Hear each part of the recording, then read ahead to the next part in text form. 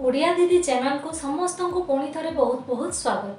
तो पिला माने आज आम आरंभ करवा तुम षष्ठ श्रेणी गणित बहिर द्वितीय अध्याय संख्या संबंधी अधिक आलोचना विषय। तो यही विषय यही पाठ रे तुम माने बहुत गुड़े जिनस विषय जानवा पाइब जेमिति कि बंधनी व्यवहार केमिति होता है, तुम विभाज्यतार नियम कौन कौन थाए, तापर तुम लसागु गोसागु गुणनीयक गणित को बहुत गुड़े विषय तुम जानवा पाइब। एबे चलो आरंभ करवा बंधनी व्यवहार काहेकि और केमिति होता है। पिला माने तुम गणित बही रे गोटे प्रश्न अच्छी ताहला गोटे साइकिल दुकान रे 15टी साइकिल थिला आउ 3 दिन रे यथाक्रमे 3, 2 और 4टी साइकिल बिक्री हैला। तापरे आउ केतोटी साइकिल से दुकान रे रहिला। या को हमें समाधान करबा।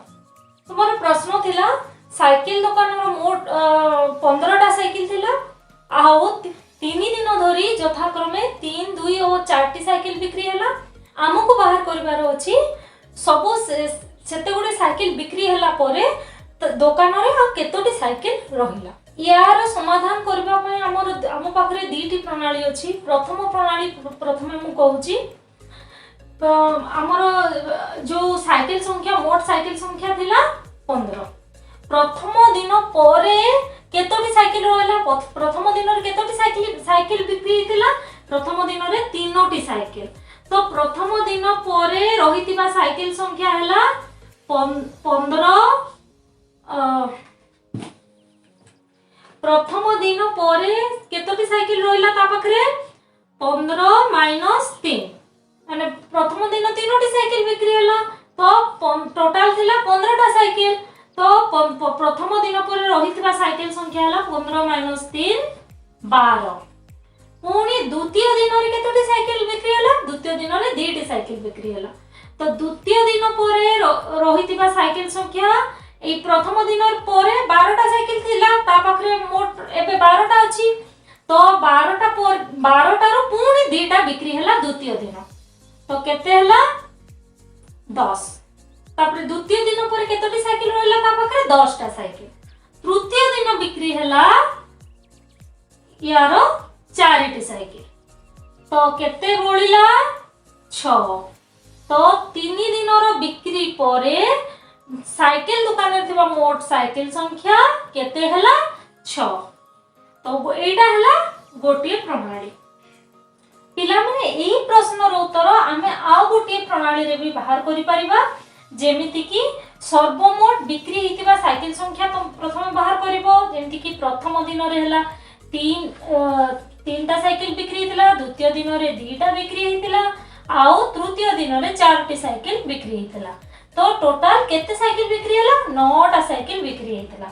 एटा हैला सर्वमोट बिक्री हितिबा साइकिल संख्या 9 आउ केतोटी साइकिल थिला प्रथम रो दुकान रे 15टा साइकिल थिला आउ 15टा टोटल साइकिल रो बिक्री हितिबा साइकिल संख्या को हमें फेडी देबा।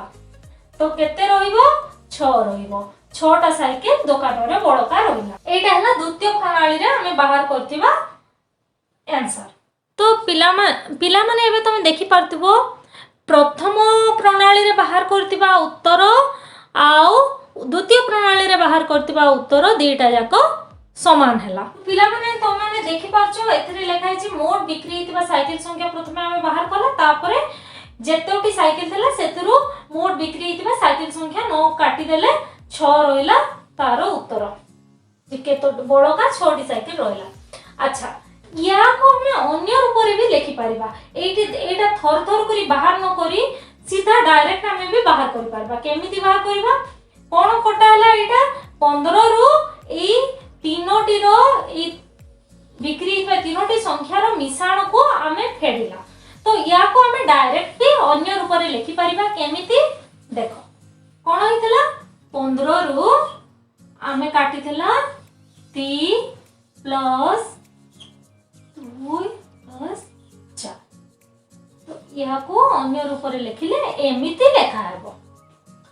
तो एटा तुम देखि पारछ पिला माने गोटी रु अधिक मौलिक प्रक्रिया जदी दिया जाय थाए ता हला हमें बंधनी रो व्यवहार करथाओ जेमिति कि एथिरे दिया जायछि माइनस भी अछि फेडाण भी अछि आउ मिसाण भी अछि आ बहुत गुडे संख्या अछि तो एई क्षेत्र रे आमे बंधनी रो व्यवहार करथाओ 15 माइनस ई तीनटार जोगफल केते 9 तो यार उत्तर हेबो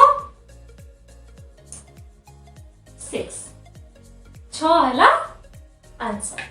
तुमर बहिरे आ गोटे प्रश्न अछि जे ताहला गोटे खाता को 10 टंका हिसाब रे शोभा दुकान रु 7 टी खाता किनिला ओ तार भाई शोभन सही प्रकार रो 5 टी खाता किनिला से माने दुकानी को मोट केते टंका देबे। तो यार समाधान भी दीटी प्रणाली रे करी हेबो। शोभा किनिछि 10 टंका हिसाब रे 7 टी खाता तो शोभा केते टंका देबा कथा 7 गुणन 10 गोटे खाता को 10 टंका हेले 7 टी खाता को 7 गुणन 10 ए शोभा रो देबार अछि 7 गुणन 10 70 आओ शोभन रो केते देबार अछि शोभन केते टी खाता किनिछि 5 टी तो शोभन रो देबार अछि 5 गुणन 10 50 आ टोटल केते केते दी जण मिसी किरी केते टंका दुकानी को देबार हेबो 70 प्लस 50 120 टंका दुकानी को देबार अछि। तो प्रथम प्रणाली रे देय होला 120 टंका एटा हला गोटे प्रणाली। द्वितीय प्रणाली केमिति बाहर करिवो द्वितीय प्रणाली रे तुम बाहर करबो जेहेतु दी जण जाको सी 10 टंकिया खाता किनिसंती ताहले द्वितीय प्रणाली रे भी तुम प्रथमे कोन करिवो उभय के टोटल केतोटी खाता किनिले ताहा बाहर करि देबो। तो मोट खाता संख्या 7 शोभा किनिछि 7 टी खाता शोभन किनिछि 5 टी खाता 7 प्लस 5 12 आओ गोटे खातार संख्या केते 12 गुणन 10 गोटे खातार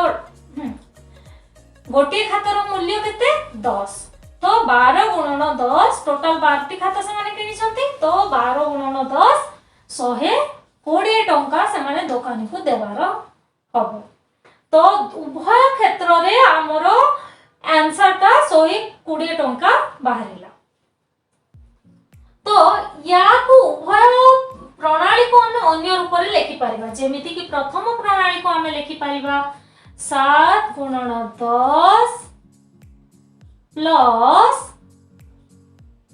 5 गुणन 10 समान 7 गुणन 10 केते 70 प्लस 50 इक्वल टू 120।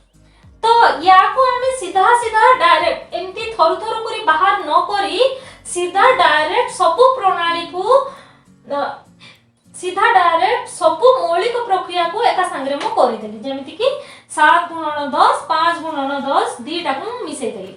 तो जेहेतु एथिरे एक रु अधिक मौलिक प्रक्रिया अछि जेमिति गोटे गुणन रहिला आ गोटे प्लस रहिला दीटा गुणन आ गोटे मिसाण रहिला तो सेति पई एथिरे मु बंधनी रो व्यवहार कली।